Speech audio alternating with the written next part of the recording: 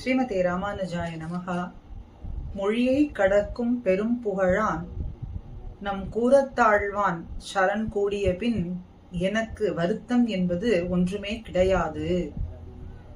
வஞ்ச முக்குறும்பு அறுத்தவரான சுவாமி கூறத்தாழ்வான் அவருடைய திருவடிகளை அடைந்த பின், சரணடைந்த பின் எனக்கு வருத்தம் என்பது கிடையாது என்று திருவரங்கத்தமுதனார் ராமானுஜ நுத்தந்தாதியிலே கூறத்தாழ்வானினுடைய மேன்மையை பறைசாற்றும் படிக்கு பாசுரத்தை அற்புதமாக காட்டியிருக்கின்றார்.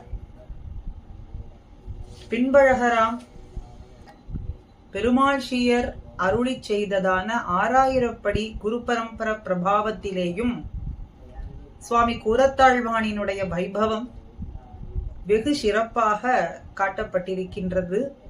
அதில் இல்லாததான சில விஷயங்கள், அற்புதமான ஆழ்வானினுடைய பெருமைகளை பறைசாற்றும்படியான விஷயங்கள், ஐதிஹ்யங்கள், ஒரு சிலவற்றை நாம் திருவாய்மொழி பாசுரங்களினுடைய வியாக்கியானம் அங்கங்கே இருக்கக்கூடியவற்றை எடுத்து நாம் இன்று அனுபவிக்க இருக்கின்றோம். ஆழ்வானை பற்றினதான ஐதிஹ்யங்கள்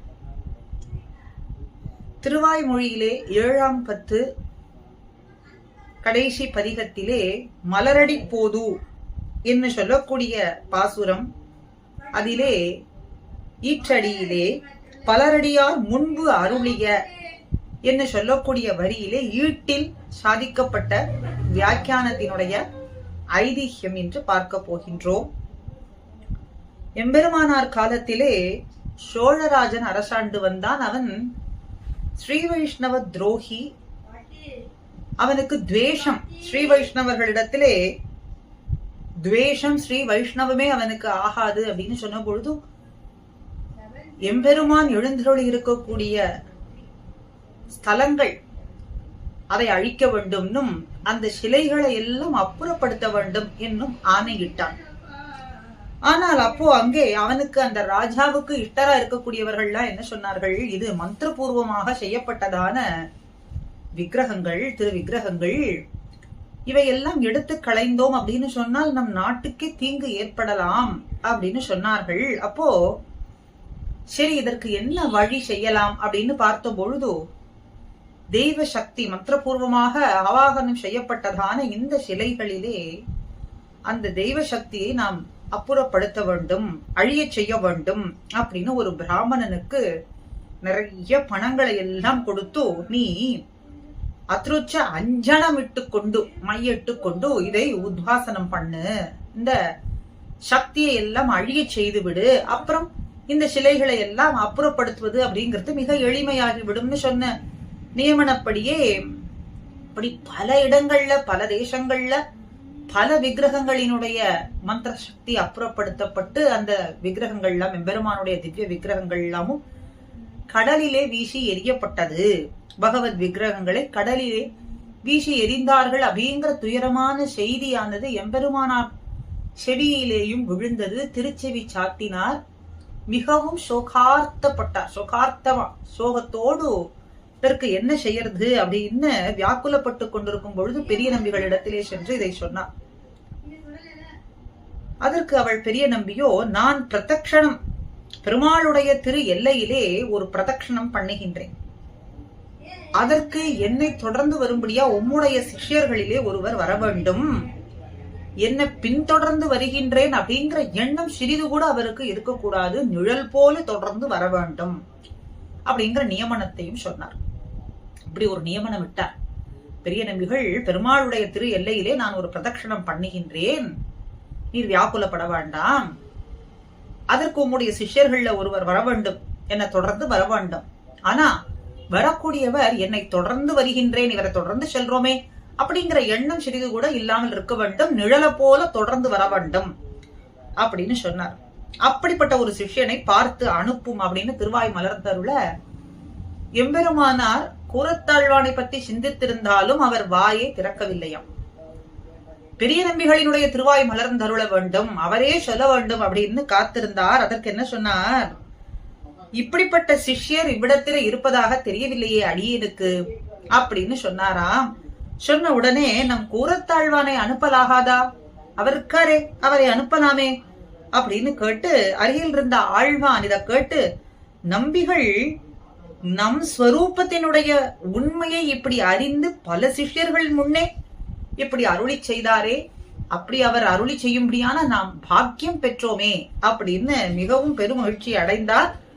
பெரிய நம்பிகளோட அவருடைய திருவுள்ளப்படி பிரதட்சணமும் பண்ணினார். அப்படிங்கிறதுக்கு இந்த இடத்துல பலரடியார் முன்பு அருளிய என்ற ஆழ்வார் அருளிய வார்த்தைக்கு இந்த திருஷ்டாந்தம் மிக பொருத்தமாக இருக்கின்றது அப்படின்னு நமக்கு இங்கே பூர்வர்கள் அழகாக காட்டுகின்றார்கள். பலர் அடியார் முன்பு அருளிய பெரிய நம்பிகள் பலர் அடியார்களான ஸ்ரீ வைஷ்ணவ சிஷ்யர்கள் முன்னே கூரத்தாழ்வானினுடைய பிரஸ்தாவத்தை மேன்மையை இங்கே அருளினார் அப்படின்னு ஒரு ஐதீகியம், ஆழ்வானுடைய மேன்மையை காட்டும்படியான ஒரு ஐதீகியம்.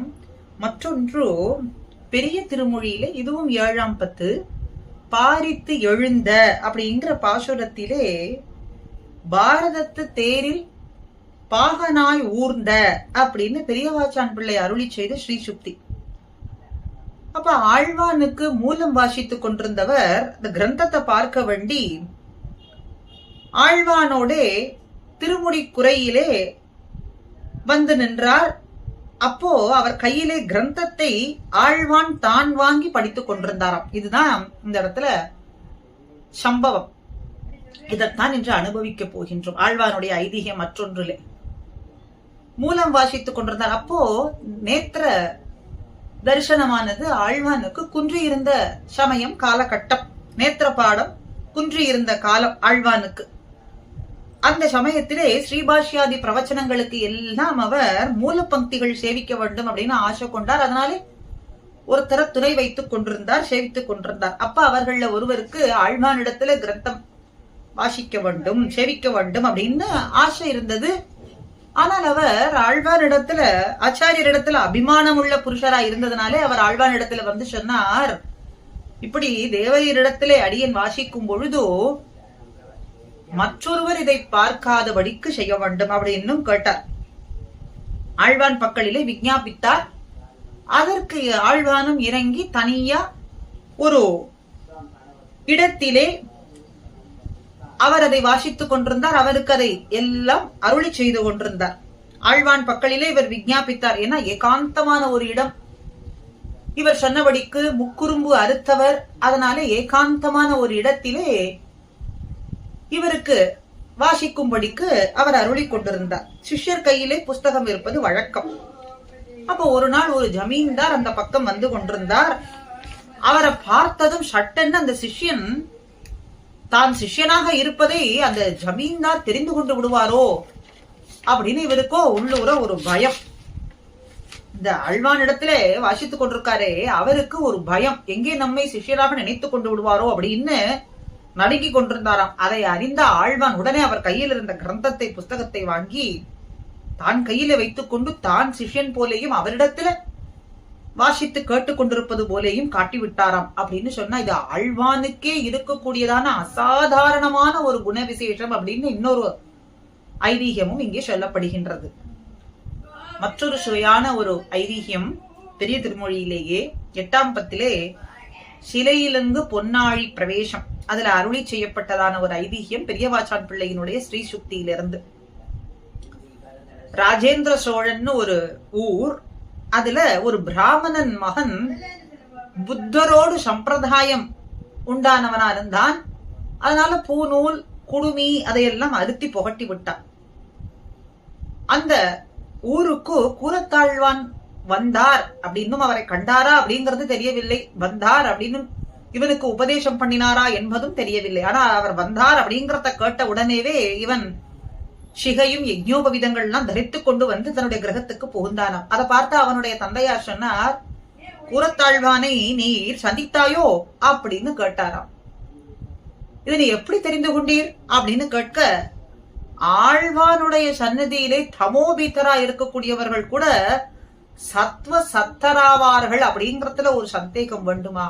எப்படி தமோ குணமா இருந்தவர்கள் கூட ஆழ்வாரிடத்துல சென்றார் அப்படின்னு சொன்னா சத்வ சத்தராகவே ஆகிவிடுவார்கள் அப்படின்னு சொல்றார். ஆக ஒரு பிராமண குமாரன் பௌத்தருடைய விஷயத்திலே இழிந்திருந்தான், திரிந்து கொண்டிருந்தான். குடுமியையும் பூநூலையும் அறுத்து எரிந்த பொழுதோ ஆழ்வான் அந்த ஊருக்கு எழுந்தருளினார் அப்படின்னு கேட்ட உடனே பிராமண லட்சணங்களை எல்லாம் தரித்துக் கொண்டு அவன் வந்து சேர்ந்தான். அவனை பார்த்த உடனே ஆழ்வானுடைய அருளாலேயே இப்படி திருந்தினாய் அப்படின்னு சொல்லப்படுறார். அப்போ ஆழ்வான் உபதேசம் பண்ணாரா என்றெல்லாம் தெரியவில்லை. இந்த இடத்துல பூர்வர்கள் அப்படி சொல்றார்கள். ஆனால் ஒண்ணு மட்டும் நன்னா தெரிகின்றது, ஆழ்வானுடைய சன்னிதானத்துல தாமசர்களும் சாத்விகர்களாக திருந்துவதுதானே வழக்கம் அப்படின்னு இந்த இடத்துல சொல்றார். அப்படின்னா கெட்டுப்போன இவன், தாமசனாய் கெட்டுப்போன இவன் இன்று சாத்விக புத்தி உண்டாகி திருந்தினான் அப்படின்னு சொன்னால் எல்லாம் ஆழ்வானுடைய அருள். ஆழ்வானை இவன் சந்தித்திருக்க வேண்டுமே ஒழிய வேறு ஒன்றும் கிடையாது அப்படின்னும் ஆழ்வானுடைய அருளாலே அப்படின்னு சொல்றார். இப்படி பல அற்புதமான விஷயங்கள், சில ஐதிஹியங்கள், பெரிய திருமொழி, திருவாய்மொழி, இந்த இடங்களிலே எல்லாம் பெரியபாச்சான் பிள்ளை ஆழ்வானுடைய பிரஸ்தாவத்தை பறக்க பேசி நமக்கு நாமும் அனுபவிக்கும்படிக்கு இங்கே காட்டிக் கொடுக்கிறார். வஞ்சமுக் குறும்பு அறுத்தவர் சுவாமி எம்பெருமானாரினுடைய திருவடிகளிலேயே எப்பொழுதும் மண்டி இருந்தவர். அப்படிப்பட்ட கூரத்தாழ்வானினுடைய திருவடிகள் தான் நமக்கும் எப்பொழுதும் பிராபிய பிராபகம் என்று இந்த பதிவு. ஸ்ரீமதே ராமானுஜாய நமஹா.